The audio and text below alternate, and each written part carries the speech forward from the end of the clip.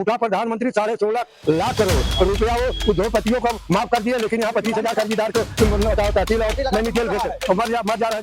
पिछड़े वर्ग के जो हमारे बड़े बड़े नेता जो भारतीय जनता पार्टी में है, जैसे कि एमपी पटेल जी हो गई, केशव प्रसाद मौर्य जी हो गए, सत्यदेव सिंह जी हो गए, जो समाज के ठेकेदार बनकर हम लोगों का वोट लेकर गए थे, जब हम अपने हक अधिकारों के लिए जब उनके दरवाजे पर गए तो वहाँ पे लाठियां चलाई गई। माननीय केशव प्रसाद मौर्य के आवाज पर हम लोगों ने धरना दिया कि हमारी नीति की जाए, उन्होंने लाठियां चलवाई, उसमें हमारी बहनों के हाथ टूट गए, हमारे भाइयों की रीढ़ की हड्डियां टूट गई। बेरोजगारी, नौजवान परेशान है, सूखी रोटी लेकर स्टेशन पे सो रहा है, परीक्षा देने जा रहा है, कर्ज ले लेकर के सरकार कान में तेल डाल के बैठी है, सो रही है, पेपर लीक करा दे रही है, गरीबों को सुन नहीं रही है। 2018 में हुई थी, जिसमें 18,000 शिक्षकों के पद ओबीसी और एससी के इन्होंने जो है उठाकर सामान्य वर्ग को दे दिए और ओबीसी और एससी वर्ग के अभ्यर्थी 510 दिनों तक इको गार्डन लखनऊ में धरना देते रहे। ये क्षेत्र में क्षेत्र के सांसद कभी दिखे नहीं, क्षेत्र में कभी नहीं दिखे हमको, तो बिल्कुल नहीं। वर्तमान विधायक प्रवीण पटेल भी नहीं दिखा। अभ्यर्थियों को नियुक्ति देंगे, लेकिन इन्होंने चयन सूची जारी करने के बाद भी नियुक्ति पत्र जारी नहीं किया। और जब ये अभ्यर्थी हम ही बेरोजगार है, आप बेरोजगार घूम रहे हैं। हाँ, एमए किए हैं। अच्छा, एमए किया जी हाँ, कहाँ है काम धंधा? पकौड़ा तलने वाला भाई बताते हैं काम, कहीं वैकेंसी निकल रही है तो काम धंधा लगे, कहाँ निकल रही है? अभी जो निकल भी रही है उनकी सब लीक हो जाती है, कैंसिल हो जाती है। अभी आपने पुलिस की बात देखा, उसमें 1 करोड़ फाइन भरे, 60 लाख बच्चे परीक्षा दी, बस कैंसिल। चुनाव इस बार हारेंगे, वो चुनाव हारेंगे, क्यों हारेंगे? क्षेत्र में दिखे नहीं, महंगाई इसलिए काम पिछले के क्षेत्र में गड्ढा मुक्त हुआ नहीं। क्षेत्र प्रसाद मौर्य बोलते हैं गड्ढा मुक्त हो गया, गड्ढा मुक्त हुआ कहीं नहीं हुआ, गड्ढा युक्त हो गया, गड्ढा मुक्त नहीं हुआ। साथियों नमस्कार, मैं हूं विपिन सिंह और आप देख रहे हैं क्लाउड नेटवर्क। हम इस समय फूलपुर में, और फूलपुर में एक सड़क के किनारे खड़े हुए, यहाँ पे कुछ लोग थे, खड़े हुए थे, बात कर रहे थे ये लोग, तो हमने सोचा क्यों ना इनसे बात कर ली जाए, जान लिया जाए कि फूलपुर का क्या माहौल है, फूलपुर की जनता क्या सोचती है 2024 के लोकसभा चुनाव को लेकर, क्या मुद्दे हैं, किन मुद्दों से चुनाव में वोट करेंगे और किन को वोट करेंगे, क्या माहौल है उनका, क्या कहेंगे साहब, क्या माहौल है फूलपुर का? जी, फूलपुर का माहौल एकदम बढ़िया है जी। इंडिया गठबंधन के साथ सभी लोग लगे हुए हैं जोर शोर। क्यों लगे हुए इंडिया गठबंधन? इसलिए कि जो हमारी सरकार इस समय वर्तमान में है, वो हम कोई भी मुद्दा जो इनका है वो सब सिर्फ कागज पत्रों में है और कोई कहीं दिख नहीं रहा है जमीन पर।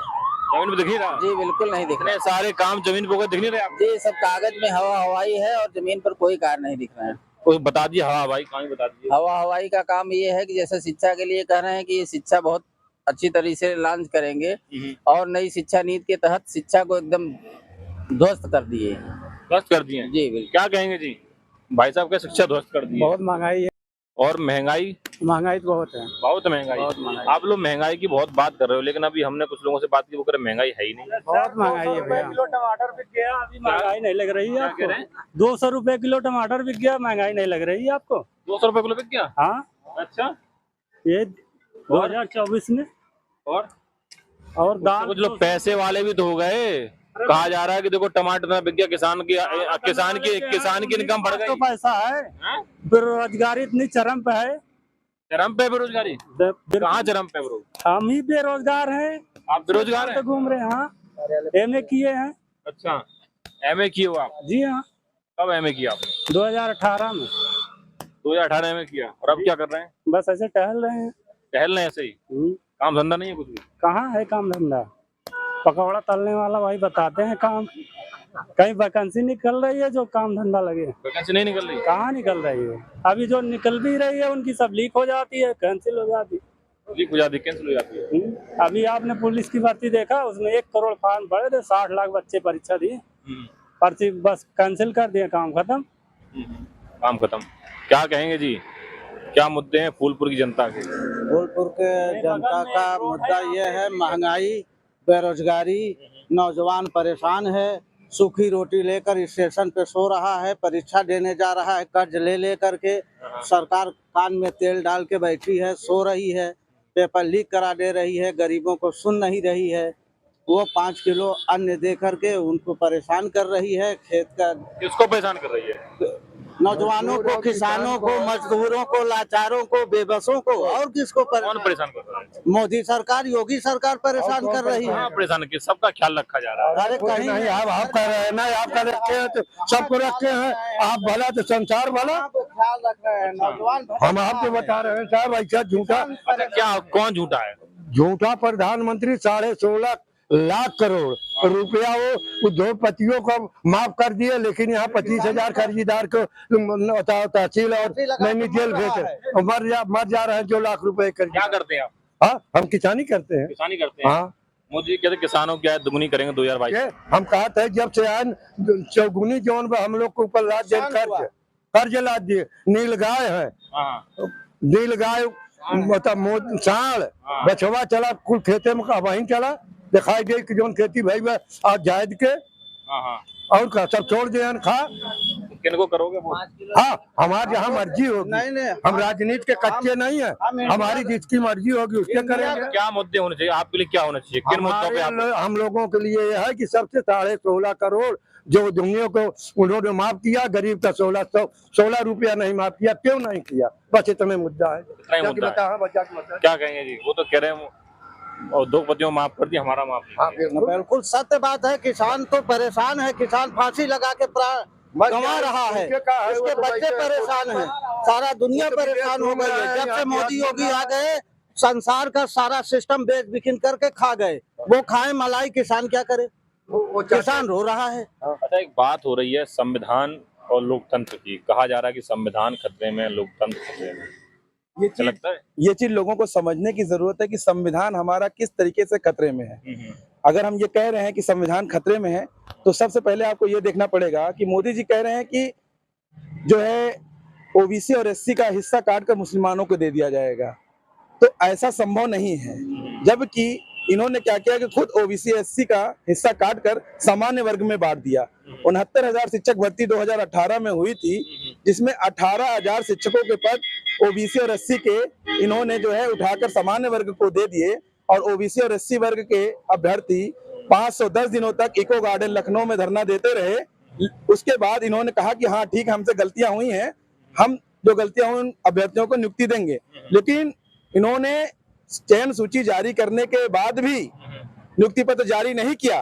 और जब ये अभ्यर्थी पिछड़े वर्ग के जो हमारे बड़े बड़े नेता जो भारतीय जनता पार्टी में हैं, जैसे कि अनुप्रिया पटेल जी हो गई, केशव प्रसाद मौर्य जी हो गए, स्वतंत्र देव सिंह जी हो गए, जो समाज के ठेकेदार बनकर हम लोगों का वोट लेके गए थे, जब हम अपने हक और अधिकारों के लिए जब उनके दरवाजे पर गए तो वहां पे लाठियां चलाई गई। माननीय केशव प्रसाद मौर्य के आवाज पर जब हम लोगों ने धरना दिया कि हमारी नियुक्ति की जाए, तो उन्होंने लाठियां चलवाई, उसमें हमारी बहनों के हाथ टूट गए, हमारे भाइयों की रीढ़ की हड्डियां टूट गई।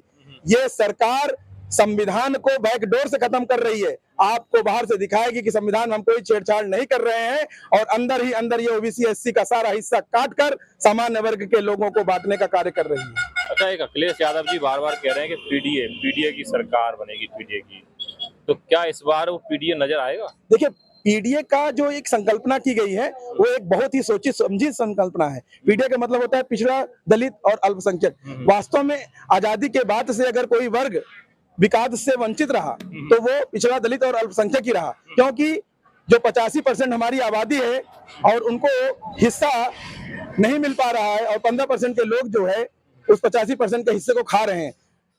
अखिलेश जी बार बार ये कहते हैं कि जातीय जनगणना होनी चाहिए, क्योंकि जब तक हमें ये नहीं पता चलेगा कि सामान्य समाज में किन वर्गों की कितनी संख्या है, तब तक हम लोगों को हक और भागीदारी नहीं सुनिश्चित कर पाएंगे।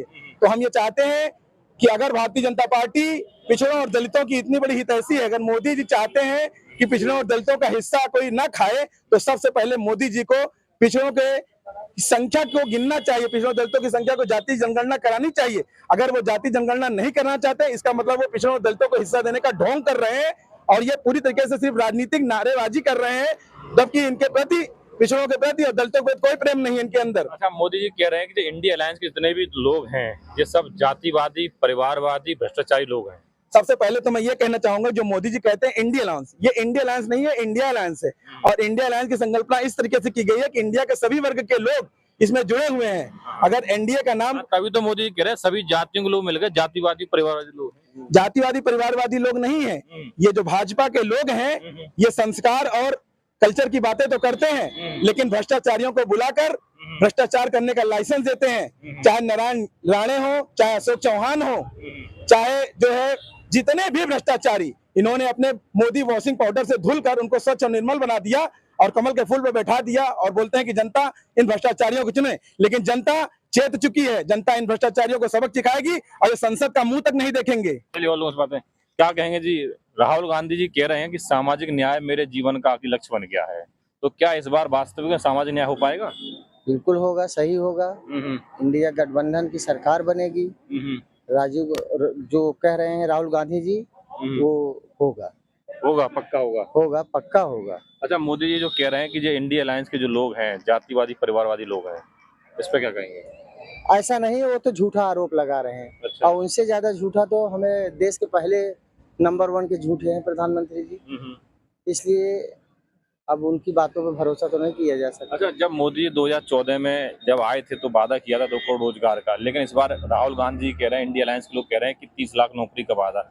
तो क्या इस बार युवाओं को नौकरी मिल पाएगी, उनके साथ न्याय हो पाएगा, या फिर केवल जुमले वादे होते चले रह जाएंगे?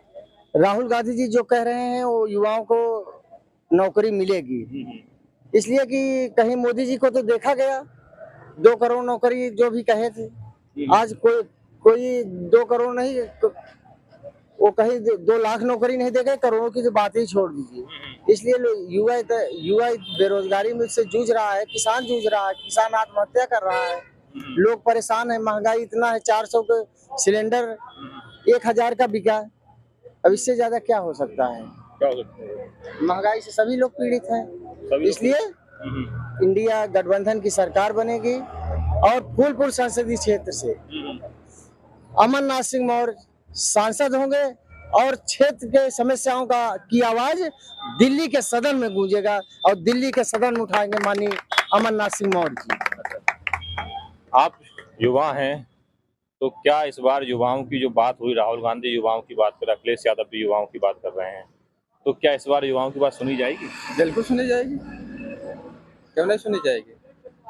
सुनी जाएगी, सुनी जाएगी, बिल्कुल सुनी जाएगी। अच्छा, आप लोग युवा हैं, यहाँ के प्रत्याशी देख के वोट करेंगे, या जो अलायंस बना हुआ है, जो गठबंधन है पार्टी, उसको देख के वोट करेंगे? पार्टी जो है उसको देख के वोट करेंगे, तो अलायंस क्या है? पार्टी देख के वोट करेंगे, और क्या? मतलब यहाँ जो प्रत्याशी हैं उनसे नहीं, आपको पार्टी और अलायंस मतलब है? और क्या? तो क्या मुद्दे हैं अलायंस के, जो इंडिया अलायंस है उसके? जो करेंगे अपने लिए इस समय। मुद्दे मालूम है आपको इंडिया अलायंस के क्या मुद्दे हैं? तो फिर कैसे वोट करेंगे? क्या कहेंगे जी, यहाँ के प्रत्याशी के नाम से वोट करेंगे या फिर इंडिया अलायंस के नाम से वोट करेंगे? अमरनाथ मौर्य को वोट करेंगे। मैं अमरनाथ मौर्य क्यों? अमरनाथ मौर्य क्यों वोट करेंगे? क्यों? विकास करेंगे क्षेत्र में, विकास करेंगे। विकास करेंगे। ऐसा क्यों लगता है आपको कि वो विकास करेंगे? पहले जो सांसद केसी देव पटेल थे, क्षेत्र में कभी दिखती नहीं थी, वर्तमान में ये क्षेत्र का काम करेंगे अमरनाथ मौर्य जी। अच्छा, जैसे आपने क्षेत्रीय कहा, तो फूलपुर में ऐसे कौन से मुद्दे हैं, फूलपुर में ऐसे कौन से काम हैं जिनके लिए आप अमरनाथ मौर्य जी? मुद्दे तो बहुत हैं फूलपुर, बता दीजिएगा। सड़क नहीं बनी हुई, गड्ढे, महंगाई इतनी है, यही सब है, बेरोजगार हैं बच्चे पढ़े लिखे। आप लोगों ने सुना, ये फूलपुर की जनता ने अपनी बात रखी, अपनी राय रखी, कहा कि बेरोजगारी, महंगाई, किसानों की बात करी, और उन्होंने कहा जो मोदी जी कहते हैं वो करते नहीं है, और कहा कि इस बार युवाओं को न्याय मिलेगा और इंडिया अलायंस की सरकार बनेगी, सभी की भागीदारी सुनिश्चित होगी। आप लोगों की क्या राय इस वीडियो के लिए? आपने राय हमें कमेंट बॉक्स में बताइए। अपडेट पाने के लिए हमारे चैनल क्लाउड न्यूज को अभी लाइक करें, सब्सक्राइब करें और बेल आइकन दबाना बिल्कुल ना भूलें।